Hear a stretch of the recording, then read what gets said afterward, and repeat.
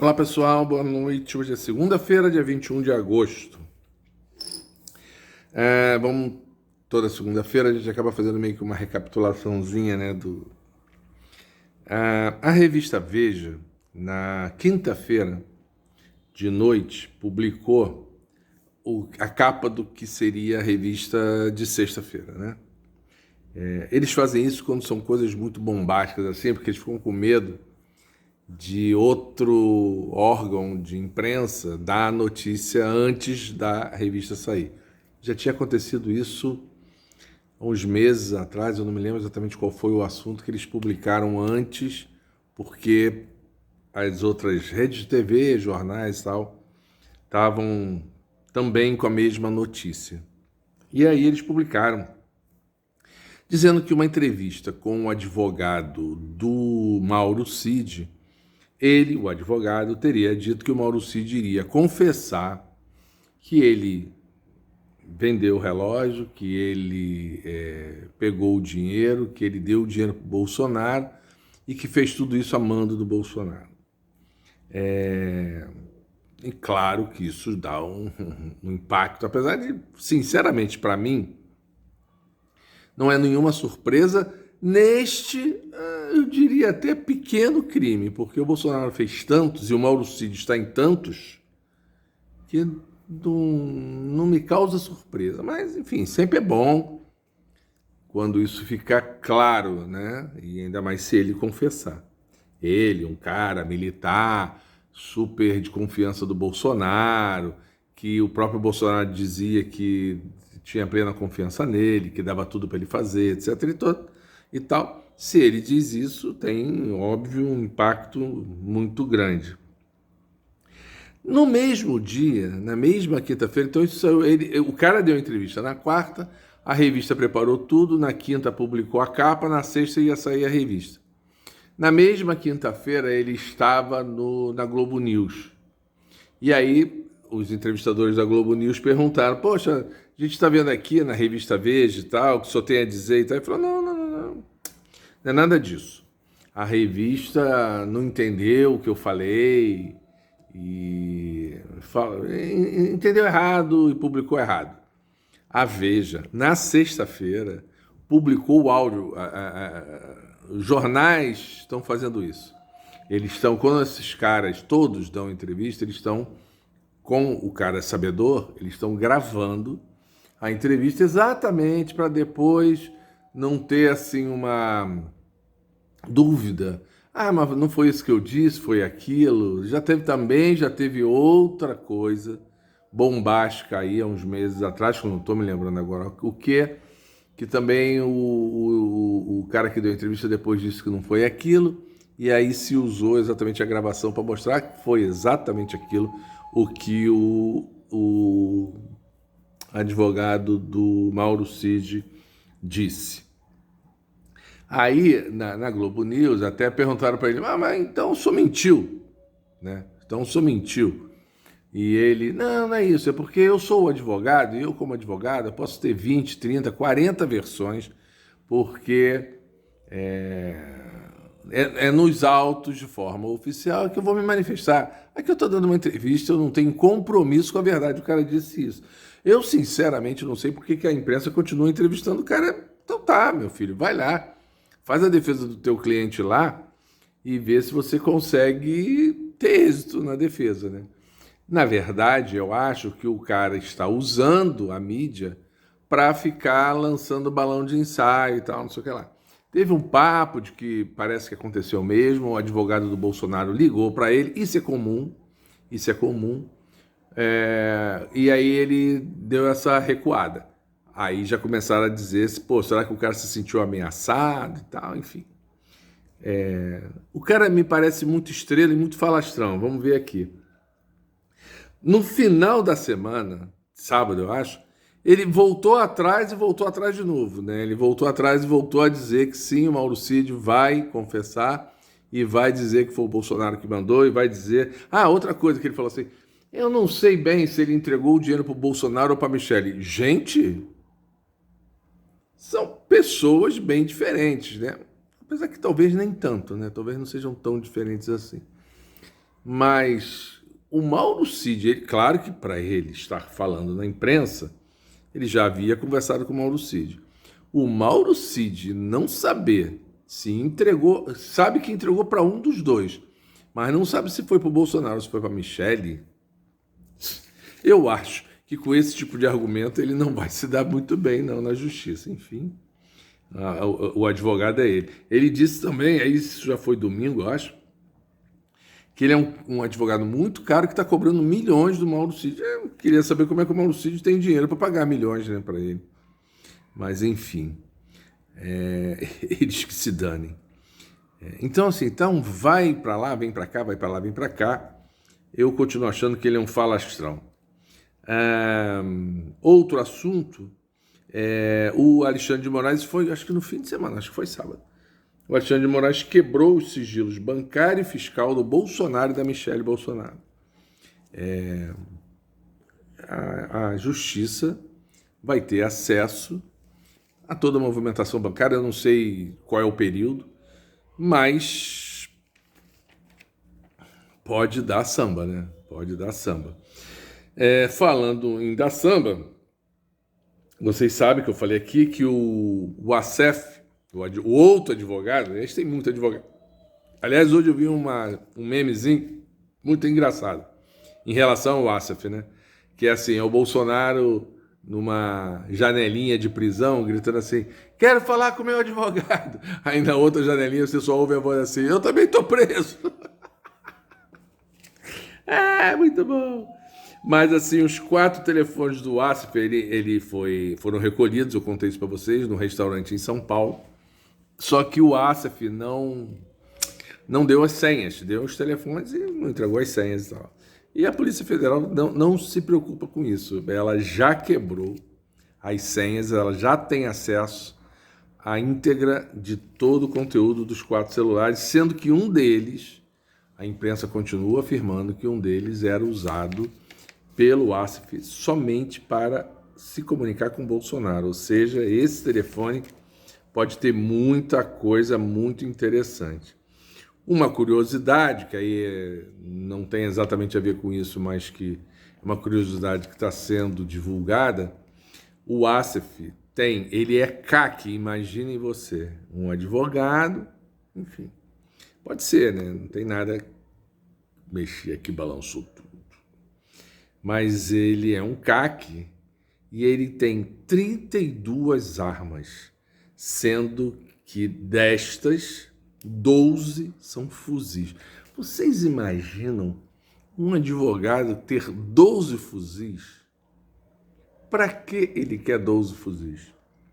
Aí alguém falou assim, mas pô, ele não é caçador e nem é atirador, segundo dizem, né? Diz que essas armas ele tem porque ele é o que CAC é colecionador, atirador e caçador.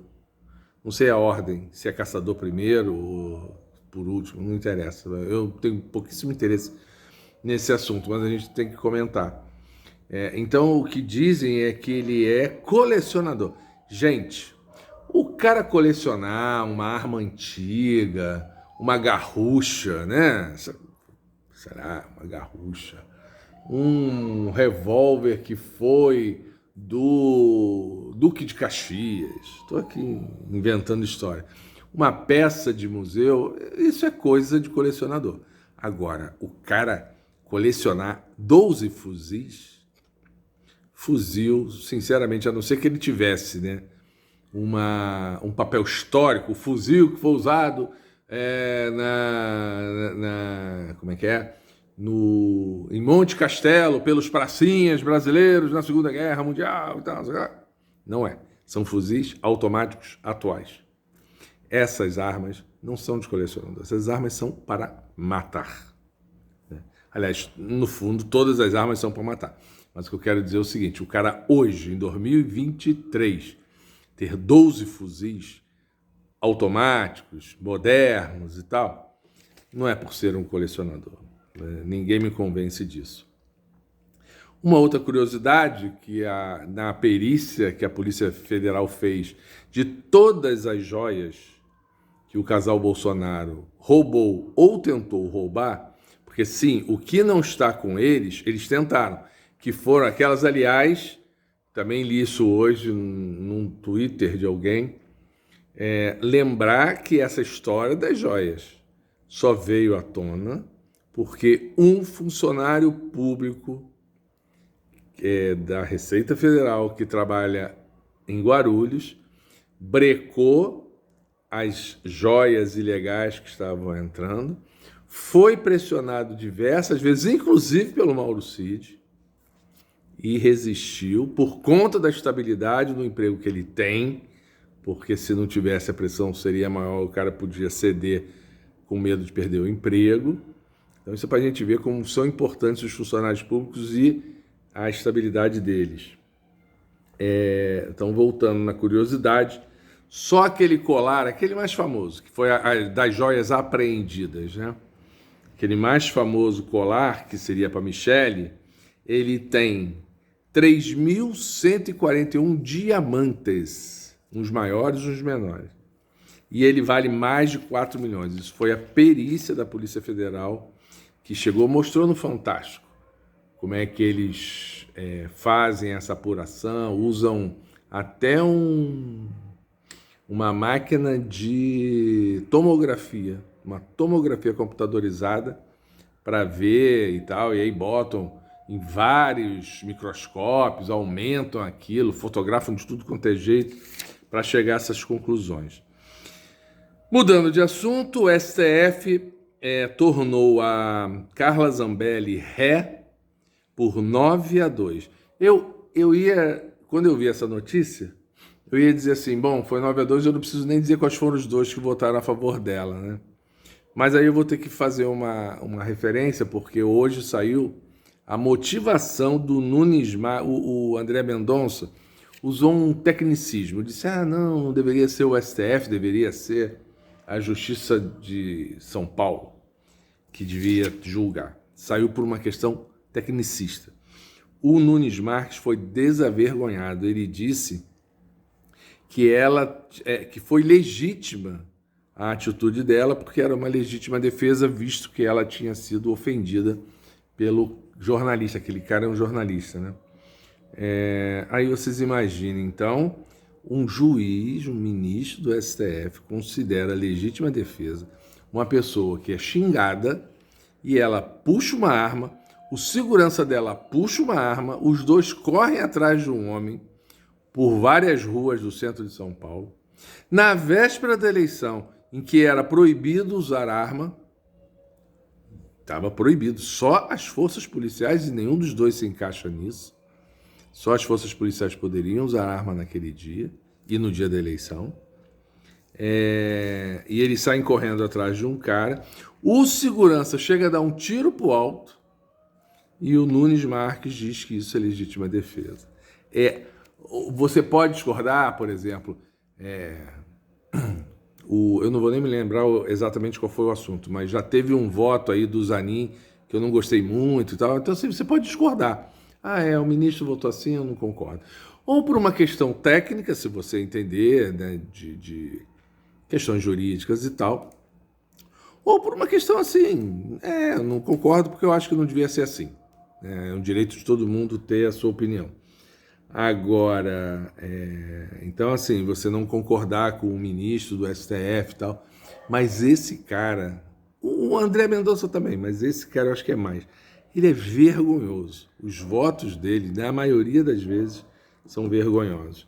Gente, uma coisa curiosa e engraçada, não sei se vocês já ouviram falar, na Itália, acho que é basicamente em Roma, né, nos pontos mais turísticos, Roma, Florença, Veneza e tal, tem uma mulher, que acho que parece uma vereadora, inclusive de direita. O problema não é esse, o fato engraçado não é esse. E que aí ela... lá tem muito batedor de carteira, né? Lá nesses lugares todos na Europa, é muito difícil você ter coisas que a gente vive no Rio de Janeiro, em São Paulo. Você tá andando na rua e um cara meteu uma arma na tua cabeça e te assaltar ou te matar, enfim. É muito difícil. Mas tem muito o que eles chamam de pickpocket. São os batedores de carteira. Quando você está num desses lugares, você vê muito cartaz dizendo assim, cuidado com os pickpocket, cuidado com os pickpocket, não sei o que lá. E essa mulher passou a estar, por exemplo, estava no metrô, ela está num ponto turístico e tal. Quando ela vê, porque você identifica fácil, né? Normalmente são menininhas bonitinhas, homens bonitinhos e tal, não sei o que lá, jovens, porque tem que correr. E aí, quando ela vê eles assim se aproximando e tentando meter a mão na bolsa da mulher, tentando meter a mão na carteira do homem e tal, não sei o que lá, ela com um megafone, e aí ela gravou depois isso para não ficar. Ela começava a gritar: Attenzione, pickpocket, attenzione, pickpocket. E era assim, infernal, parece uma sirene. Parecia uma sirene. É infernal e, obviamente, aí os pickpockets saíam correndo e não roubavam os turistas. Beleza, pô, legal pra caramba. Foi, tava super divertido, todo mundo dizendo, ela tá fazendo um bem, né? Ela tá fazendo como é que é? Uma coisa para a sociedade, né? Uma utilidade pública e tal. Pois bem, a mulher foi roubada em Veneza exatamente por um pickpocket. Estava em Veneza, lá, sentada numa daquelas mesinhas, não sei se na Piazza de San Marco ou em outra, assim, num bar, sentada e tal, sei lá. O celular estava em cima da mesa. O pickpocket meteu a mão no celular, saiu correndo. A mulher que avisa sobre os pickpockets foi vítima dos pickpockets. Acaba sendo divertido. Gente, agora falando duas coisas sérias e positivas. Em 10 dias do mês de agosto, no estado do Pará, lá na região amazônica, a Polícia Federal, o ICMBio e o IBAMA destruíram 115 escavadeiras e dragas, né, dos garimpeiros ilegais. Eu vi ontem uma matéria, acho que foi no Fantástico também, bem legal, que assim os policiais chegam nos acampamentos, normalmente os caras se mandaram antes, porque ou eles são avisados de alguma forma ou não, acho que vem pela mata, né? E o pessoal acaba percebendo que tem aproximação e eles fogem antes, mas as coisas ficam lá, né? A barraca que o cara tá, às vezes são até umas casinhas bacaninhas construídas, restos de alimento, roupa, televisão, um monte de coisa. E aí é imperdoável e corretíssimo, tá na lei, isso, já falei isso aqui, não é nada afrontoso, é tudo queimado. Então queima a casa com televisão, com máquina de lavar, com o que tiver lá. Queima a casa, queima a draga, quando é achada a draga, queima guindastes, e não são guindastes, são escavadeiras e também cortadoras de madeira e tal. E, então, 115 destruídos, isso foi só em 10 dias de agosto. Em outros meses também já tem sido feito, mas essa me parece foi uma operação de um porte maior. E hoje, o Flávio Dino esteve em Minas Gerais, ele está fazendo isso em todos os estados, está indo entregar equipamentos de segurança para os estados, né, do governo federal, entregando para fortalecer o combate ao crime nos estados. Hoje ele foi entregar 62 carros para Minas Gerais, vários drones para fazer, enfim, fiscalização por drone, né? Pistolas, armamentos, etc. e tal, não sei o quê. E aí, para a área de segurança, obviamente. E aí o governador Zema não foi. Foi o secretário de segurança dele. Mas foi uma desfeita o governador não ir. E é uma desfeita, não é uma desfeita assim, que fez uma desfeita. É porque o imbecil pensa o seguinte, parece, né, dizem que ele quer ser candidato a presidente da República, então ele não quer fazer nenhum tipo de confusão, né, de proximidade com o governo federal. É um idiota. E aí, assim, enquanto Lula e seus ministros dão um exemplo de como não misturar essas estações, porque assim, podia, né? Tá bom, podia, não sei nem se pode, mas assim, em último caso, o Bolsonaro faria. Não iria lá entregar carros e armas e tal para um governador que vai ser provavelmente seu adversário daqui a alguns anos. Mas o governo faz, porque entende que é um dever, é o povo de Minas, que não tem nada a ver com as divergências do governador com o governo federal, etc. e tal. Mas o governador, que também não surpreende, né, ter sido isso do Zema. Eu acho que o Tarcísio não está fazendo isso. Não sei se agora, que também agora está botando mais as manguinhas de fora, Mas até agora, quando teve aquele problema da enchente, do desabamento, né, como é que é? Desabamento de morro, lá naquela região de São Sebastião, no litoral, perto ali do Guarujá e tal. Ele teve junto com Lula e tal. Me parece que o Tarcísio não fará esta bobagem quando for o dia de chegar lá em São Paulo para entregar os mesmos equipamentos. Também não sei, pode ser que ele faça também, mas acho que não. Acho que o Tarcísio é mais malandro do que isso. O Zema é, além de tudo, burrinho e idiota, né? E aí só mostra como é que eles fazem esse tipo de confusão, enquanto que o governo federal não está fazendo nenhum tipo de discriminação, está atendendo todos os estados igualmente, independentemente de serem governadores aliados ou adversários. É isso aí. Até amanhã. Tchau, tchau.